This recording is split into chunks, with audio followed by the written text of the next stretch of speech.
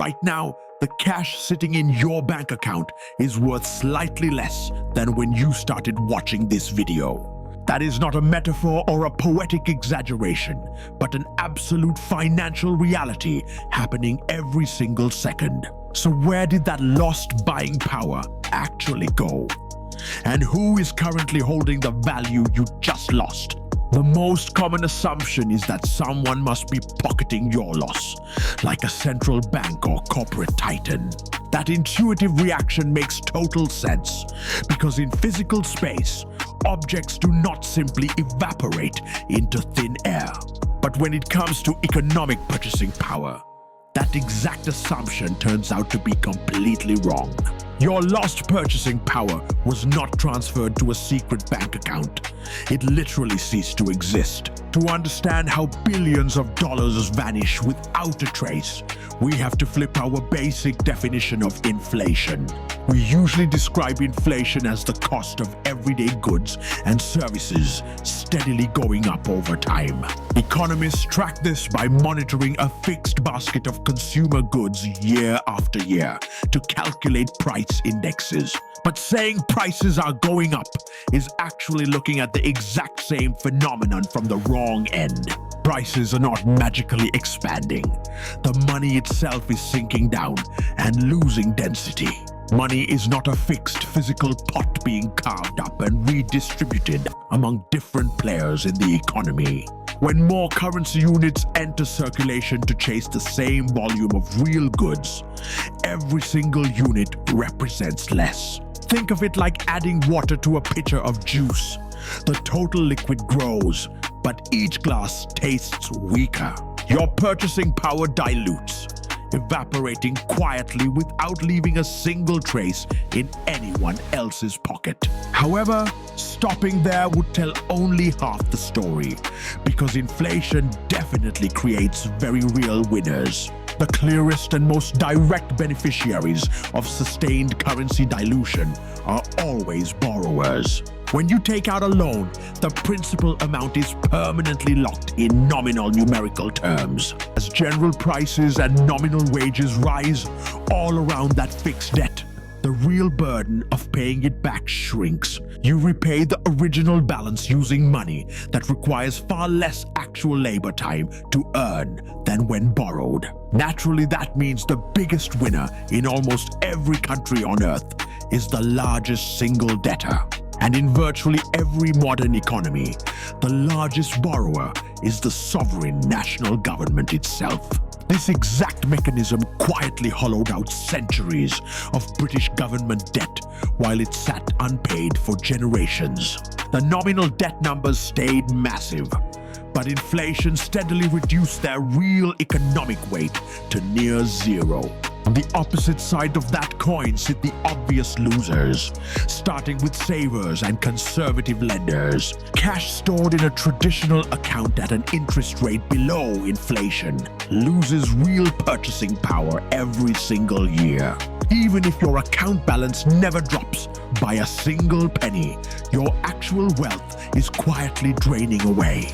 The hardest hit of all are retirees on fixed incomes, whose monthly payments never adjust while prices climb around them. While workers can negotiate higher wages to offset inflation, those on fixed pensions have zero defensive moves. Yet beyond dilution and debt erosion, there is one genuine wealth transfer hidden deep inside the system.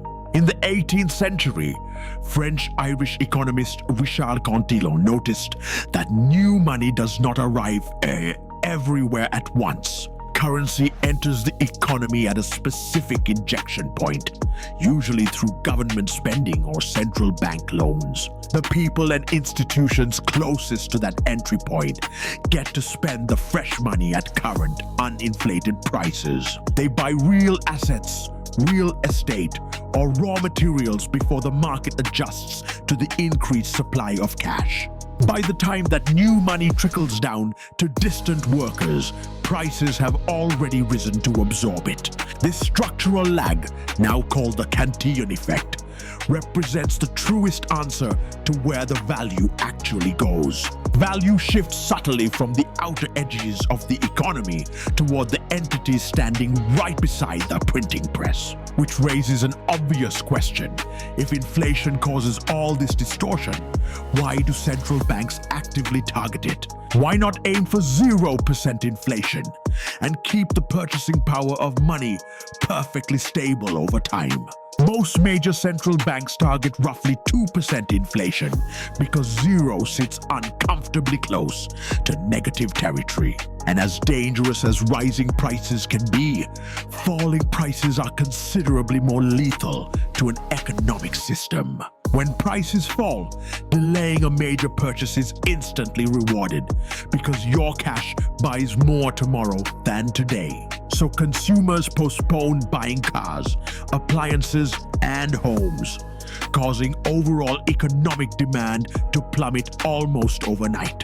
Businesses respond by cutting prices further, laying off staff, and freezing all major corporate investments. That feedback loop is called a deflationary spiral, and it is vastly harder to escape than mild inflation. A small positive buffer gives policymakers room to cut interest rates when an unexpected recession strikes. But to see what happens when the inflation lever snaps completely, we have to examine history's worst nightmare. In July of 1946, Hungary experienced the most severe monetary collapse ever recorded in human history. The statistics from that summer sound less like real-world economics and more like pure mathematical absurdity.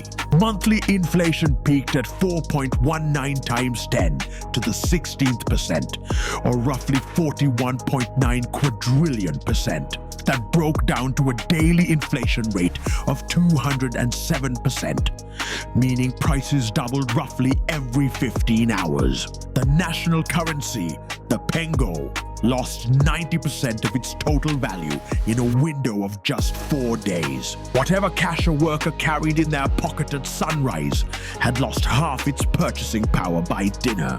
Employers were forced to adjust and pay wages every single day, often paying workers directly in food instead. Pensioners would collect their payout, walk directly to the market, and find prices had doubled while walking. Money became so entirely worthless that streets were literally littered with discarded high-denomination paper notes. Citizens used banknotes as cheap decorative wallpaper and burned thick bundles of cash inside stoves for heat. The printed notes were literally cheaper than purchasing blank rolls of paper and far more plentiful than firewood. One famous photograph from 1946 captures a woman calmly lighting a cigarette using a burning torch of notes. To keep up with the chaos, the National Bank printed a note worth 100 quintillion pengo. That note remains to this day the single highest denomination banknote ever manufactured on Earth. For comparison, Weimar Germany in 1923, the classic textbook case of hyperinflation, moved an order of magnitude slower. Weimar inflation peaked at around 29,500% per month, with prices doubling every 3.7 days. Hungary's hyperinflation was so intense that the entire currency was completely abandoned and erased on August 1st, 1946. The government introduced a brand new currency called the forint, anchoring it to gold reserves to restore trust. While Hungary's crisis represents an extreme breakdown, it clearly demonstrates what money actually is at its core. Currency is not intrinsically valuable metal or magical paper. It is a shared collective agreement of value.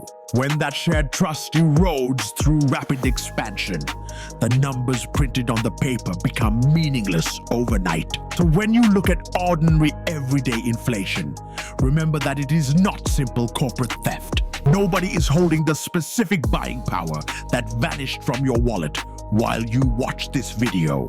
It simply dissolved into the broader economic pool.